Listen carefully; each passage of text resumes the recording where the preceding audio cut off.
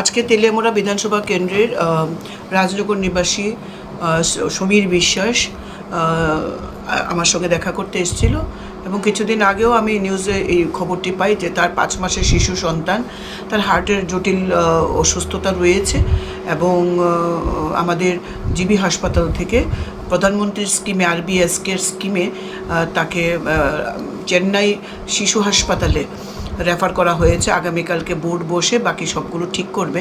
তো আর্থিকভাবে প্রচণ্ড দুর্বল, যাওয়ার টাকাটা পর্যন্ত ওর কাছে নেই। ও এসেছিল সকালবেলা আমার কাছে, আমি খবর দিয়েছিলাম বিভিন্ন মাধ্যমে, খবরটা দেখে ও এসেছিল, দেখা করেছিল।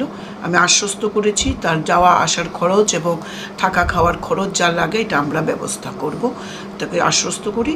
এবং আগামী বুধবার দিন তারা যাচ্ছে চেন্নাইয়ের উদ্দেশ্যে তার শিশু সন্তানকে নিয়ে।